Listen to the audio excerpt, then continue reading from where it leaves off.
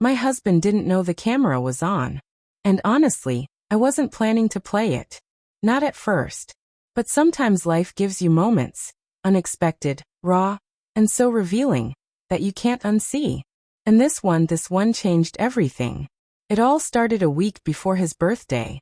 I had been planning something simple, just a cozy dinner at home with a few close friends, maybe a homemade cake, some music and candles.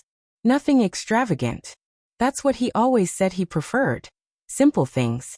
I'm not a party person, babe. And I believed him. For 10 years, I believed everything he said.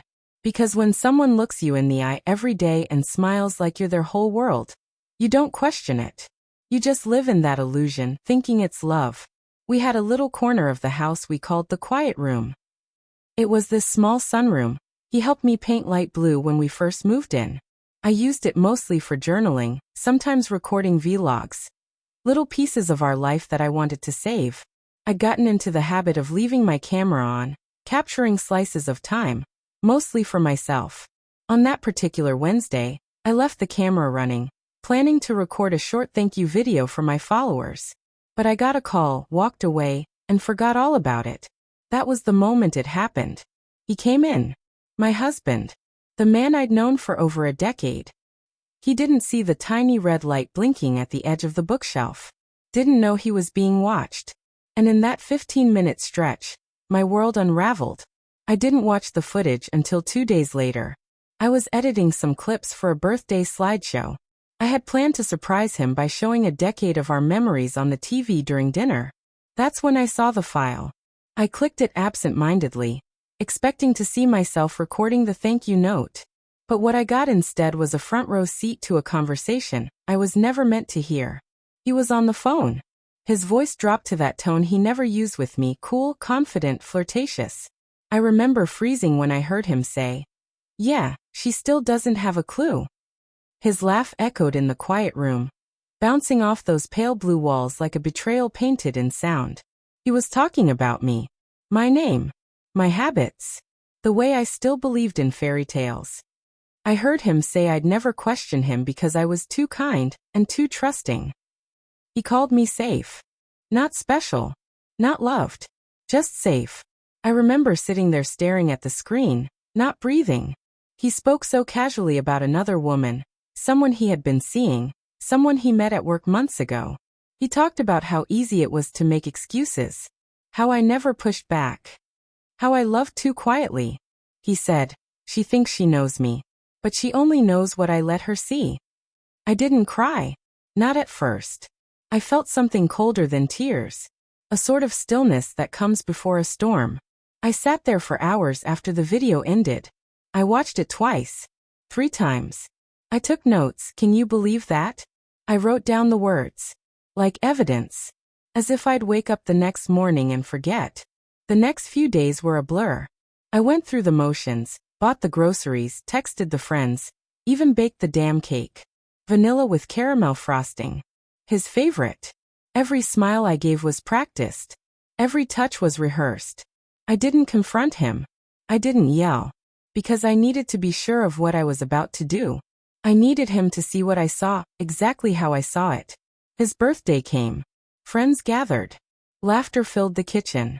He looked relaxed, charming as ever, playing host like nothing in the world was wrong. He thanked me more than once for making it all so special. I just smiled and poured another glass of wine. When it was time for the slideshow, I dimmed the lights. He sat on the couch, his arm around me, kissing my cheek. "You're the best," he whispered. I just nodded. The screen flickered on. It started sweet. Clips of our wedding, our first apartment, vacations, birthdays. People smiled. He leaned in proud. Nostalgic. And then the quiet room appeared. That familiar blue backdrop. That tiny red blinking light. His smile faltered. The audio kicked in. His voice. That conversation. I didn't turn to look at him. I watched the screen. I listened to the gasps behind me. Some friends shifted uncomfortably. One of them, Jess, actually covered her mouth. When he said she still doesn't have a clue.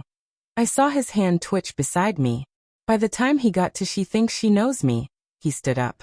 "Turn it off," he said quietly. No one moved. I said turn it off, louder this time. But I didn't. I let it play until the very last second. Until his final laugh died on those walls. Then I stood. And I said only one thing. I know now. The room was dead silent. My voice though didn't shake. Because I wasn't broken.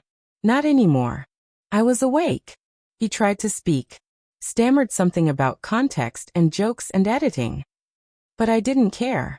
I walked to the kitchen, grabbed the birthday cake, and set it down in front of him. Make a wish, I said. He didn't blow out the candles. I spent that night at Jess's. She didn't ask questions.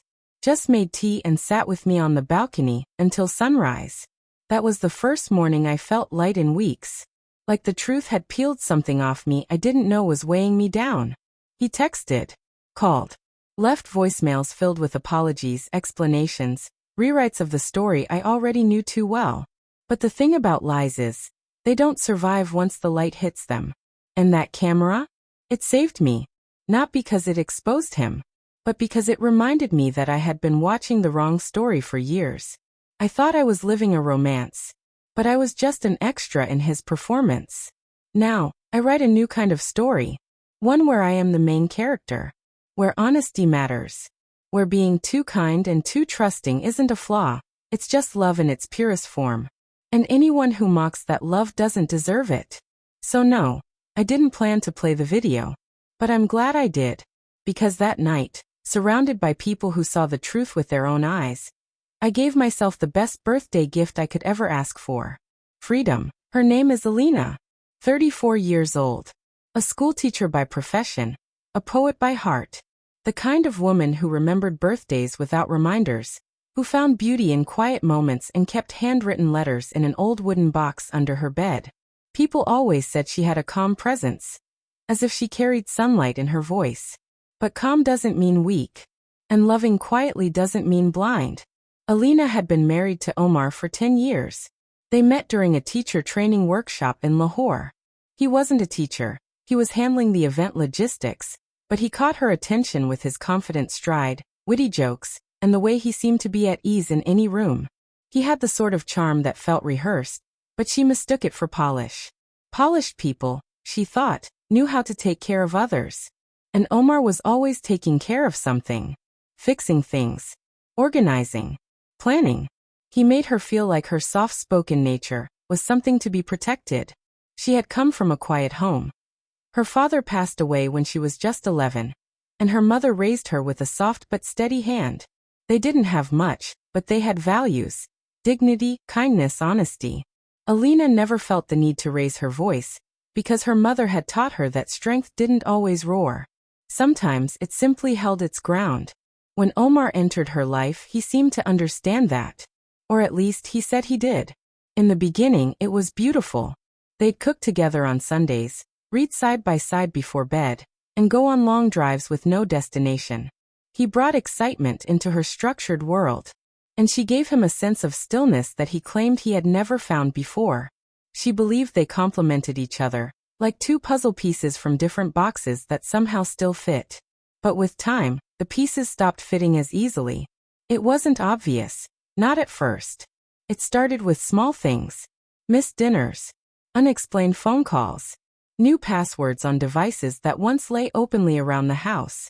When she asked, he'd smile and say she was overthinking. That work was stressful. That privacy didn't mean secrets. And she'd nod, because doubting him felt like doubting the whole foundation of their marriage. Alina's life was steady. She woke up early, made coffee, packed his lunch, and walked to her school, where a room full of third graders waited for her gentle discipline and warm encouragement. She loved teaching, especially the shy ones. The ones who reminded her of herself at that age. Children who carried questions in their eyes instead of their voices. She had no children of her own. They'd been trying for years, but doctors offered no answers. Just words like unexplained, and maybe someday. Omar said it didn't matter. That they had each other. But she sometimes caught him staring too long at toddlers in the park, his jaw tightening before he looked away. She blamed herself for their empty nursery. He never said it out loud, but in her heart she felt it. The unspoken disappointment. Omar, on the other hand, had changed more visibly over the years. His job with a corporate training firm took him on frequent trips, and his stories became more animated when he talked about colleagues Alina had never met. There was one woman, Zoya. He mentioned her a few times. She's just a kid fresh out of college, he once said, laughing. You'd like her.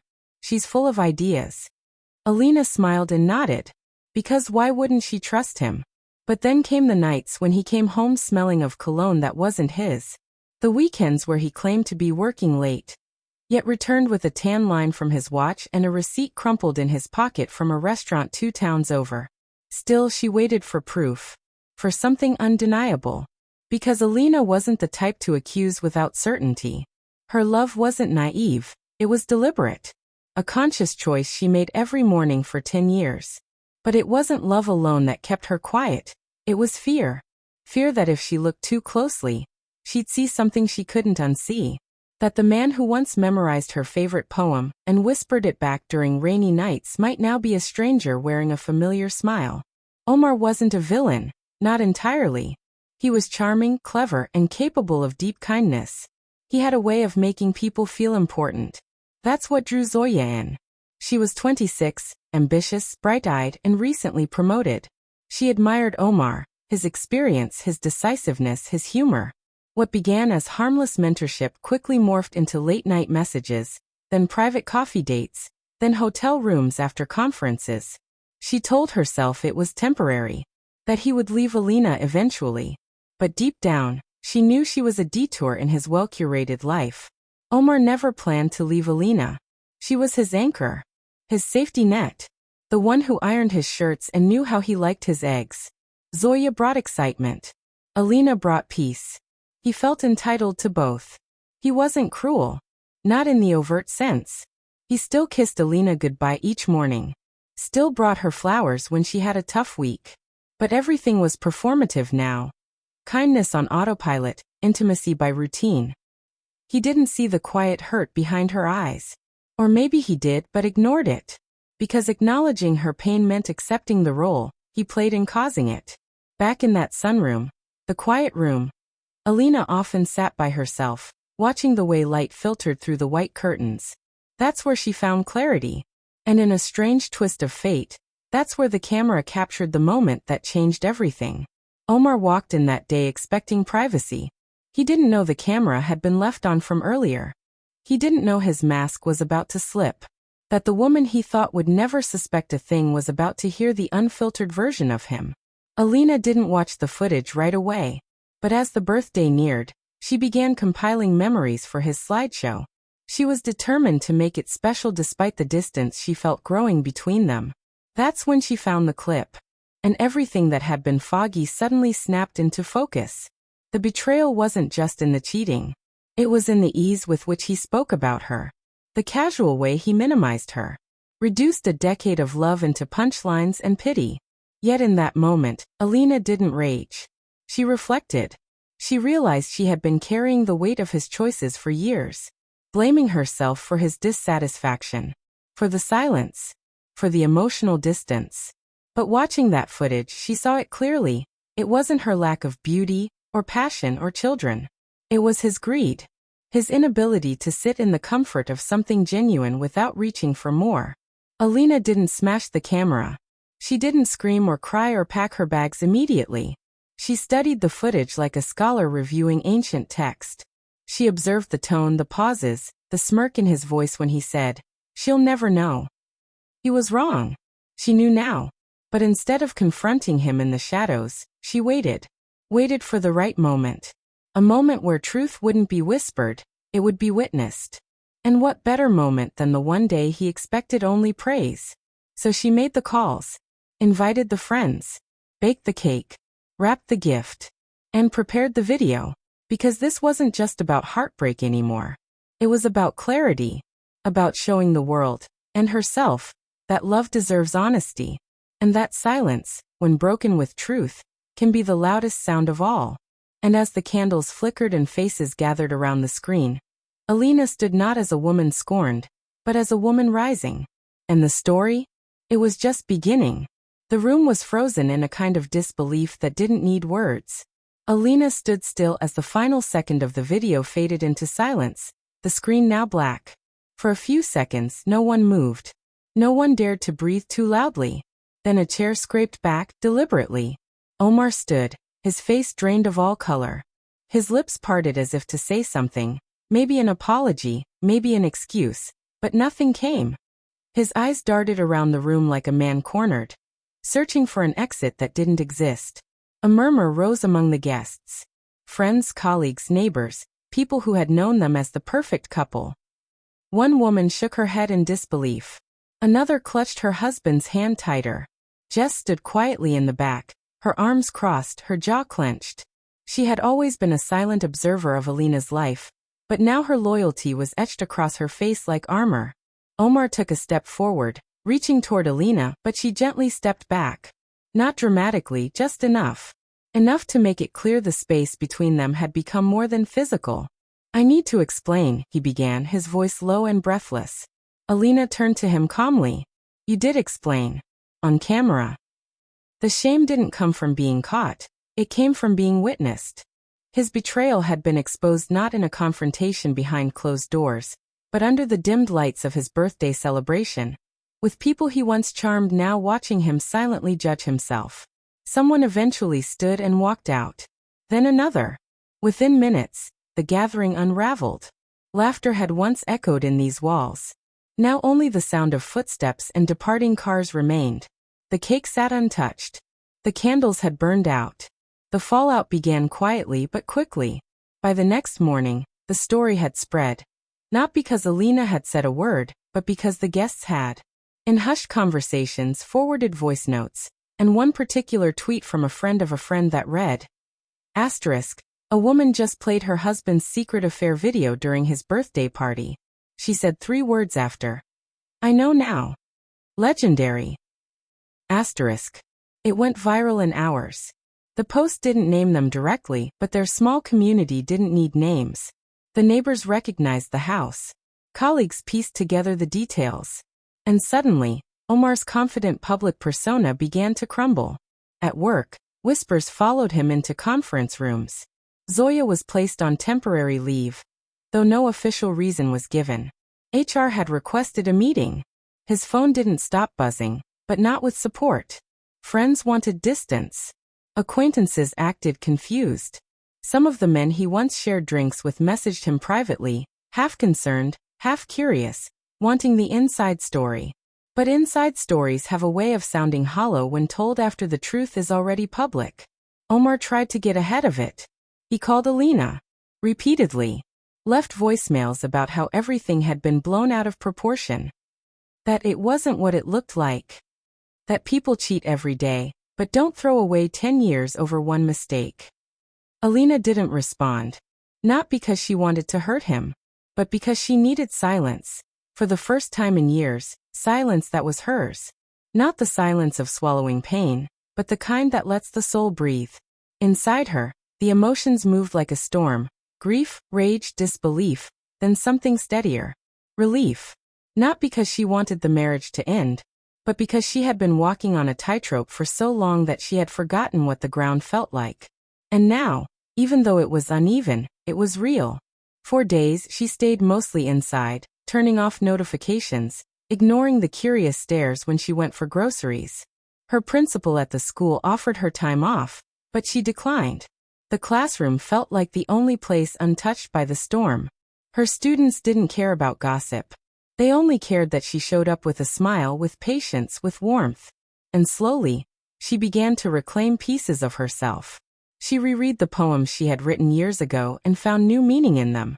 Cooked her favorite meals just for herself. Rearranged the quiet room, adding yellow cushions and lavender-scented candles. She began journaling again, this time not about him, but about her. There were nights when the loneliness pressed hard. When the memories curled up beside her like shadows. She missed the laughter, the rituals, even the arguments. Because sometimes heartbreak isn't just about losing a person. It's about losing the rhythm of a life built together. Meanwhile, Omar spiraled. At first, he played victim. Told anyone who would listen that it was an invasion of privacy, that Alina humiliated him. But those words didn't land the way he hoped. Because the video didn't lie. The world had seen it, heard him, and no spin could rewrite what had been clearly spoken. Eventually, the bravado cracked. He stopped replying to messages, stayed home, closed the blinds. Even Zoya stopped returning his calls. She had imagined being the next chapter, but now she saw herself as a footnote in a story that wasn't hers to begin with. For Omar, the hardest part wasn't losing Alina. It was realizing he never truly knew her. He had underestimated her quiet strength, thought her silence was weakness, her loyalty was naivete. But she had always been watching, listening, loving deeply, and expecting the same. It was in those weeks of isolation that he began to see the hollow parts of himself. The performative love, the fear of aging, the hunger for validation that led him to seek admiration from someone new rather than nurturing the love he already had. He tried one last time. Showed up at the school gates with flowers in hand, eyes tired, voice cracked. She saw him from the window and walked out to meet him, not out of hope, but out of finality. "I didn't come to beg," he said softly. I need you to know I see it now. All the things I took for granted. The kindness, the patience, the way you never made me feel small, even when I was." Alina listened, then replied, "It's not about you seeing it now. It's about you not seeing it when it mattered." He nodded, and this time he left without resistance. That night, she sat alone in the quiet room. A candle flickered beside her, the room filled with the scent of lavender, and the sound of her favorite old ghazal playing in the background. She opened her journal and wrote, "I didn't break. I opened, because even in betrayal, she had found something, herself. And in a world that often expects women to endure quietly, to forgive quickly, or to disappear altogether, Alina stood tall. Not as a symbol of revenge, but of truth, of quiet courage, of healing that doesn't need to scream to be heard. The fallout had been public, but her peace? That was personal. It had been almost a month since the birthday, since the lights dimmed, the video played, and the illusion of her marriage shattered like glass. Alina had returned to her quiet routines, but she was no longer the same woman who once bent herself to maintain the illusion of peace. There was something different in her steps now, slower, steadier, but with intention. Her smile didn't reach everyone, but when it did, it was honest. The change didn't come suddenly. It arrived like dawn, soft at first, barely visible, but persistent. A week after the party, she found herself standing at the edge of her old garden bed. The soil was dry, untouched. She hadn't planted anything in over a year. Life had been too busy, too heavy. But now, with her sleeves rolled up, dirt on her fingers, and sweat beading along her brow, she began digging. A small thing, really. Just planting again. But in that act, she reclaimed something. A version of herself she had left behind while trying to become the perfect wife. That afternoon, she went to her lawyer's office. It was the first time she had said the words out loud. "I'd like to begin the divorce process." The lawyer, an older woman with kind eyes, nodded without judgment. She offered a list of documents, a roadmap of the next steps. Alina listened, pen poised, her hand only trembling slightly, not from fear, but from the magnitude of the moment. 10 years of her life, now being sorted into files and clauses. And yet, she felt no bitterness. Only clarity. She wasn't walking away in anger. She was walking toward herself. At home, she cleared out the guest room and turned it into a study. She placed her journals on a small wooden shelf, hung wind chimes by the window, and pinned a vision board over the desk. Not of dream vacations or romantic fantasies, but of things she had always wanted to do but never had the time, or permission, to pursue. On it were 3 words in the center: live with intention. She signed up for an evening creative writing class, volunteered to help her students with a storytelling competition, reconnected with her old university friend, Meher, who ran a women's support circle for those going through divorce or separation. Alina went not to vent, but to listen. And slowly, her story began to help others too.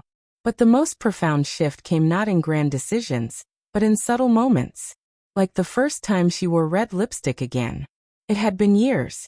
Omar used to say it looked too bold for her gentle personality. So she stopped. But one morning, standing before her mirror with the sunlight casting golden streaks through the curtains.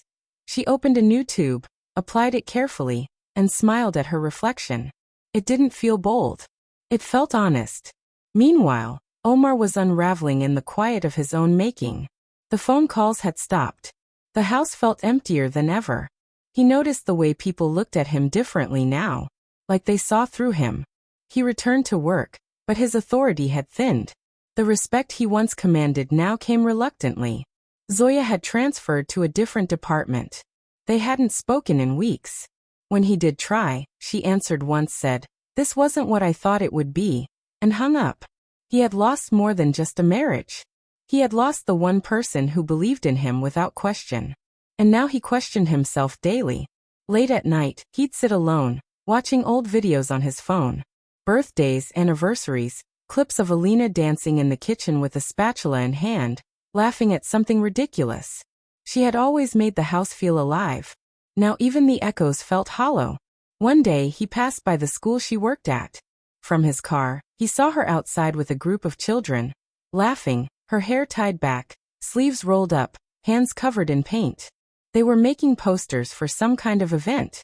She looked lighter, not happier in the performative sense, but freer, like someone who had stopped carrying something heavy. It stung, not because he wished her harm, but because he realized too late what he had broken. Back at home, Alina was preparing for her first poetry recital in years. Meher had encouraged her to submit her work to a small community event. She had hesitated at first but then thought, why not? Her poem was simple, about choosing truth, about planting flowers in soil that had been abandoned, about knowing your worth not through someone else's eyes, but your own. The night of the recital, she stood on stage, hands shaking just slightly, and read it aloud. Her voice wavered at first, but grew stronger with each stanza. And when she finished, the applause wasn't loud, it was warm, real. A woman in the second row wiped her eyes. A man near the back stood and clapped slowly. Alina smiled. It was the kind of moment that doesn't change the world, but changes something inside you forever. That night, she returned home to find an envelope at her doorstep. It was from Omar. Inside was a single-page letter. Alina, I won't ask for forgiveness. I don't deserve it. But I do want to thank you for loving me the way you did, and for finally showing me who I really was. I thought I was the strong one in our story. I realize now it was always you. You've taught me something I never understood before. That love without truth is a lie we tell ourselves. I hope one day, you'll find someone who treats your heart like the rare thing it is. Omar. She read it twice, then folded it neatly and placed it in her journal, not as a keepsake but as closure. The next morning, Alina met Meher and a few other women from the support circle. They were organizing a charity drive for displaced women, many of whom had left abusive or unfaithful partners. Alina offered to run a storytelling workshop for them. She wanted to help them find their voice, like she had found hers. She wasn't trying to be a symbol, just herself. Finally, fully herself. The turning point wasn't in the playing of the video, nor the walkout, nor even the filing of papers. It was in the choice to turn pain into purpose, to stop surviving and start creating, rebuilding, living with intention. As the tension between past and future began to ease, Alina found herself walking through the local bazaar one weekend, humming softly, buying mangoes, a new notebook, a bright scarf she would have once passed by thinking it was too loud. She wore it the next day. The red lipstick, the yellow scarf, the poem pinned to her fridge, the garden beginning to bloom. She wasn't healing to forget.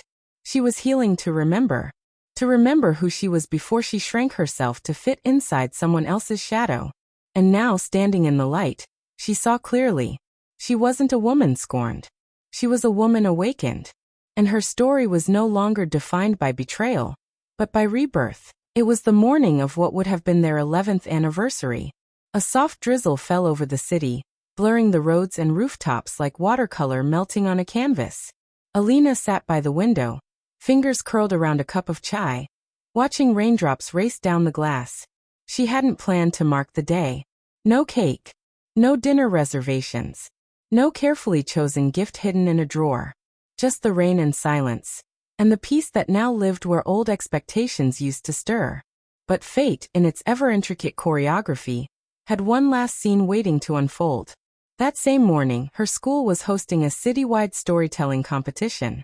100 children from across the district had poured into the auditorium with wide eyes, nervous hands, and stories they had spent weeks preparing. It was Alina's proudest project to date, one she had envisioned, organized, and nurtured into being. She stood backstage, clipboard in hand, helping a nervous 10-year-old adjust her headscarf and whispering encouragement into her ear. The program began, the room filled with applause and hopeful energy.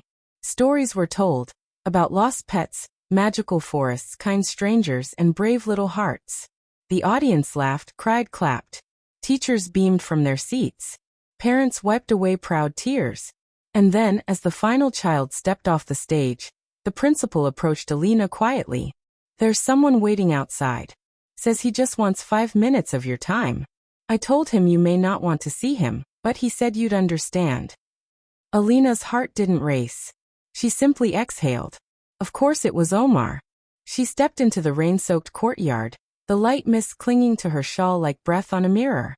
And there he was, standing by the old banyan tree near the gate, a single umbrella in his hand, a box tucked under one arm. He looked smaller than she remembered. Not physically but emotionally. Less polished, more human. His beard had grown in slightly, and the crispness he used to carry in his stride had softened. He greeted her with a quiet hi. She nodded. "You came here." "Why?" "I needed to return something. And tell you something." He extended the box. She hesitated but took it. Inside were her old journals. The ones she thought she had lost. Years ago, when they moved houses, she'd asked him if he'd seen them. He'd said no. She believed him. "I found them months back," he said. "I don't know why I didn't return them sooner. Maybe I was holding on to something I had no right to." Alina opened the top journal. Her handwriting stared back at her. Youthful, idealistic, full of love. Letters to herself. Notes to him. Poems she never shared. The raw voice of a woman who still believed in forever. She looked up at him. "You read them?" He nodded once. "I did. Not all. But enough. Enough to know what I broke." The rain whispered around them. He didn't step closer. Just stood there, getting wet now as the umbrella tilted slightly in her direction. "I'm not here to win you back," he said. "I know that chapter has closed. But I've spent months trying to figure out who I was beneath the charm, beneath the excuses. And what I found wasn't flattering. But it was honest. I was a coward, Alina. A selfish, hollow man who mistook your grace for passivity. You deserved someone who saw you. Not just who you were to them, but who you were when no one was watching. And I didn't." She said nothing for a long moment. The drizzle softened. Then, "You know what I learned, Omar? I spent so many years believing love meant giving until you're empty. That if I could just love hard enough, good enough, you'd never want anything more. But love doesn't work like that. Real love doesn't make you disappear." He looked down. His throat tightened. "I never saw that. Not until it was too late." Alina closed the journal and held the box gently in both hands. Maybe it was supposed to be too late. Sometimes you don't get the person back. You just get the lesson. He met her eyes for the first time fully. No ego. No defenses. Just gratitude. "Thank you. For everything. For the love. And for the mirror." She gave a small, tired smile. "Take care of yourself, Omar." And then she turned, walked slowly back through the courtyard, and into the warm, waiting world behind the auditorium doors. She didn't look back. Inside, the children were gathering for the final group photo. Teachers waved her over. Someone handed her a bouquet from the board, yellow tulips. Her favorite. She joined the group, still holding the box in one hand. One of the little girls, sensing something in her face, tugged her sleeve and asked, "Miss, are you okay?" Alina knelt down and smiled. "I'm more than okay, sweetheart." That evening, she sat on her balcony as the sky blushed into shades of apricot and lilac. Her tea steamed beside her.